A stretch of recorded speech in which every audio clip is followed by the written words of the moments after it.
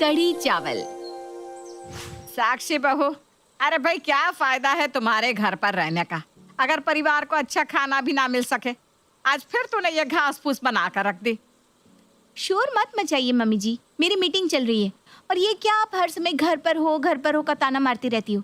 मैं घर पर नहीं हूँ, वर्क फ्रॉम होम कर रही हूँ। अरे घर से काम करना क्या काम नहीं होता? देख बहू, है तो तू घर पर ही ना। अरे क्या बिगड़ जाएगा अगर जरा सी देर इस कंप्यूटर को छोड़कर तू सब्जी झोंक देगी। मम्मी जी, मैंने दाल चावल बना कर रखे हैं, आप खा लीजिए। अरे तू ही खा ले दाल चावल, मेरे लिए तो तू कढ़ी बना दे, मैं कढ़ी चावल खाऊंगी। अरे मम्मी, कढ़ी कोई 10 मिनट में बनने वाली चीज़ है क्या? घंटे लगते हैं उसे बनाने में। प्लीज़ आप ना दाल खा लीजिए, मैं कल बना दूंगी कढ़ी। पता नहीं कैसी बहू आ गई हमारे घर, 2 फुलके बनाकर खिलाने को राजी नहीं है। अरे हम तो चावल खा लेते हैं, फुलके मांग भी नहीं रहे, लेकिन चावल के साथ कुछ तो बनाइए बहू रानी। इसके हिसाब से चलूंगी ना तो ये रोज दाल चावल और खिचड़ी बनाकर खिला देगी। मैं खुद ही राजमा भिगो देती हूँ कल के लिए, फिर देखती हूँ कैसे नहीं बनाती।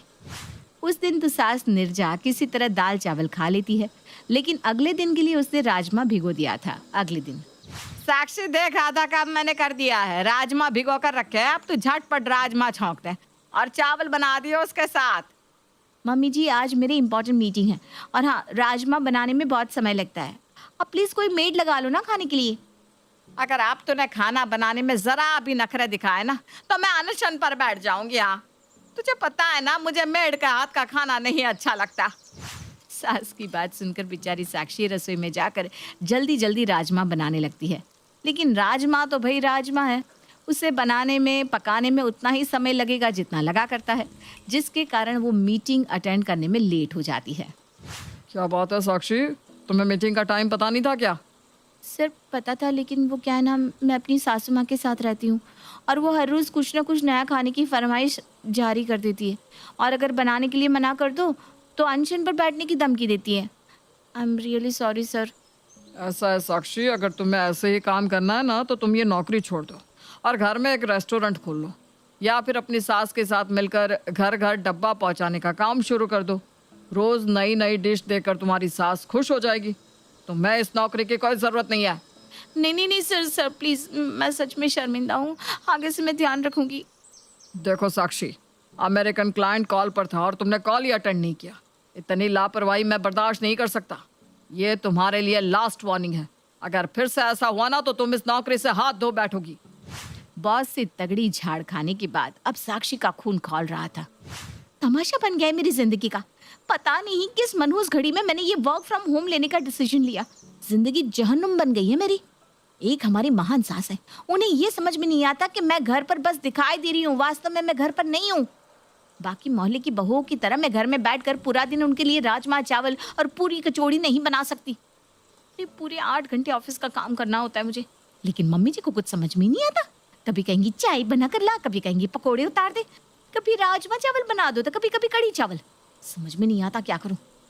अगले दिन, अरे बहू आज कढ़ी बना लेना, 3 दिन हो गया मैं तो कढ़ी के लिए तरसते हुए। सच्ची हमें नहीं पता था बेटे की शादी करके हमारी ऐसी हालत होने वाली है कि अपनी पसंद का खाना भी नसीब ना होगा। अरे ऐसी बहू आई है घर में, कुछ भी बना कर खिलाने को कह दो तुरंत मुंह सड़ा लेती है।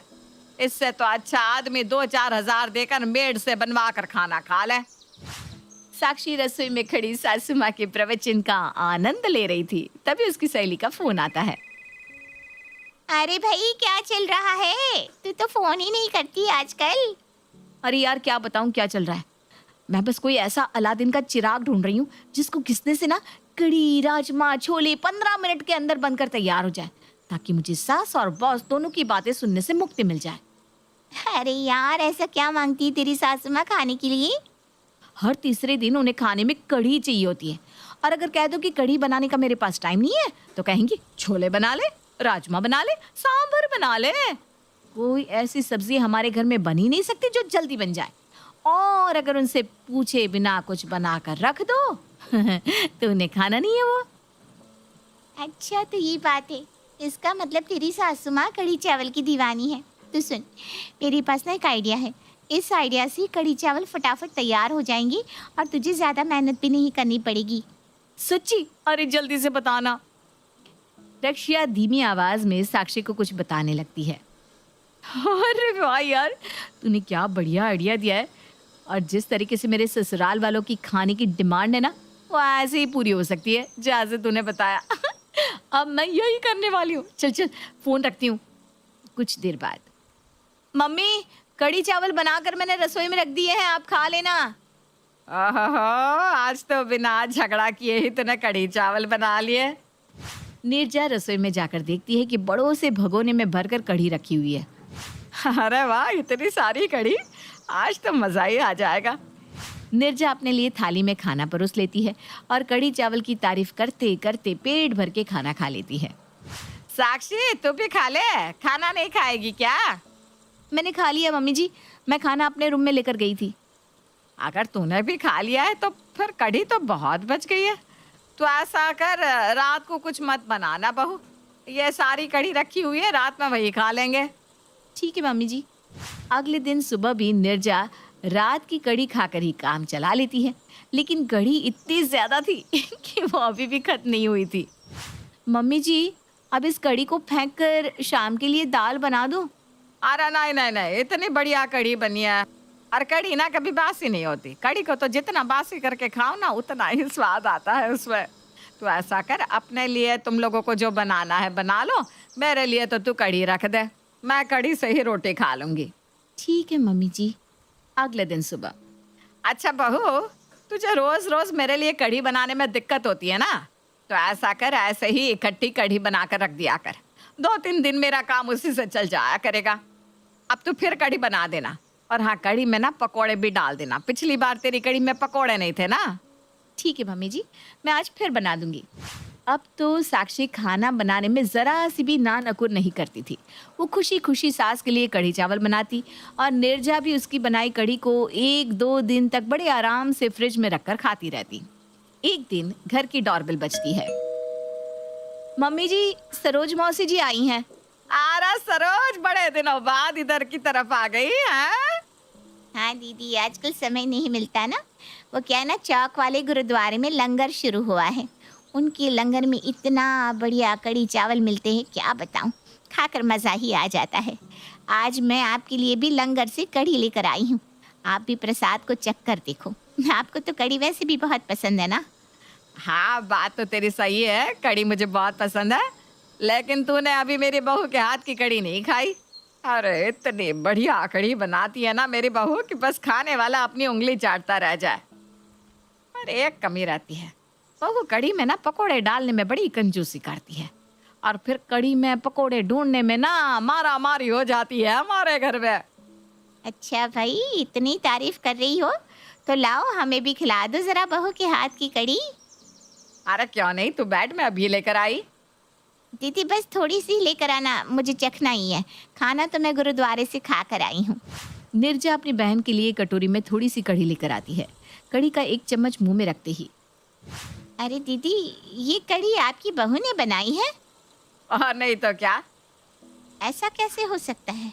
आपकी बहू ने तो बिल्कुल वही टेस्ट की कड़ी बनाई है जैसी मैं अभी लंगर से खा कर आ रही हूँ। अरे ऐसा कैसे हो सकता है? अरे दीदी, क्यों नहीं हो सकता? आपको यकीन ना हो तो अभी डब्बा खोल कर देख लो। नीरजा तैश में आकर जैसे ही सरोज का लाया हुआ डब्बा खोलती है तो वो बिल्कुल हैरान रह जाती है। डब्बे में भी बिल्कुल वही कढ़ी थी, उसका रंग, रूप और स्वाद सचमुच बिल्कुल वही था। साक्षी, क्या है ये सब? माफ़ कर दीजिए मम्मी जी, मैं तंग आ गई थी आपके इस कढ़ी प्रेम से। इसलिए जब मेरी सहेली ने मुझे बताया कि गुरुद्वारे में कढ़ी चावल लंगर में बट रहे हैं, तो मैं वहाँ से ढेर सारी कढ़ी ले आई और आपको खिला दी। आपको कढ़ी पसंद आ गई तो मैं वहीं से लाकर आपको कढ़ी खिलाने लगी। अब आप ही बताओ मम्मी जी, मैं करूँ तो क्या करूँ? या तो मैं घर में रोज़ आपको ये 56 भोग खिला सकती हूँ या फिर अपना काम कर सकती हूँ। मैंने अब इस प्रॉब्लम का हल सोच लिया है। मैं कल से ऑफिस जाना शुरू कर दूँगी। अब ये वर्क फ्रॉम होम का झंझट मुझे चाहिए ही नहीं। अरे भाई, तू ऑफिस चली जाएगी तो मेरे खाने का क्या होगा? वो सब कुछ मुझे नहीं पता मम्मी जी, आप मेड लगाकर उसके हाथ का खाना।